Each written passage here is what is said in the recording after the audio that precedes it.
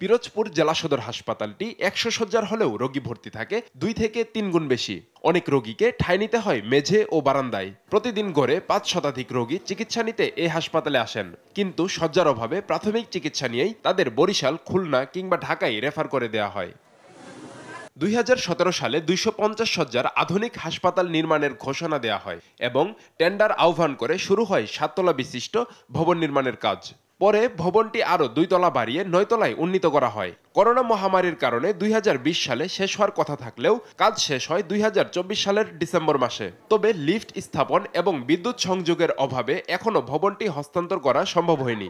ভোগান্তি পোহাতে হচ্ছে রোগী ও স্বজনদের। পিরোজপুরের হাসপাতালে এমনই একটি অবস্থা যে এখানে জ্বরের রোগী আসলেও তাদেরকে ট্রান্সফার করে দেওয়া হয়। মানে ২৫ ঘন্টা যদি একটু চালু হইতে তাহলে মনে হয় যে আমরা একটু সুযোগ সুবিধা পাইতাম। বড় বড় যে অপারেশন এগুলো তো খুলে করতে হয়, মানুষে যাইতে পারে না টাকার অভাবে।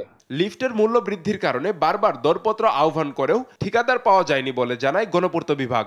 এদিকে লিফট স্থাপন করা হলেই নতুন ভবনটি চালু করা সম্ভব হবে বলে জানায় সিভিল সার্জন। প্রকল্পে যে 4টি লিফট ধরা ছিল, ডিপিপিতে বৈশ্বিক যে ডলারের মূল্য বৃদ্ধি হয়েছে এবং লিফটের মূল্য বৃদ্ধির কারণে বারবার দরপত্র আহ্বান করার পরও কোনো ঠিকাদার পাওয়া যায়নি। লিফটের ব্যবস্থা যদি হয়ে যায় তাহলে আমরা সাথে সাথেই আমরা হাসপাতালকে বুঝিয়ে নেব এবং পিরোজপুর জেলার বাসী যাতে সর্বোচ্চ পর্যায়ে আমরা সেবা দিতে পারি সে ব্যাপারে আমরা উৎসাহী হব।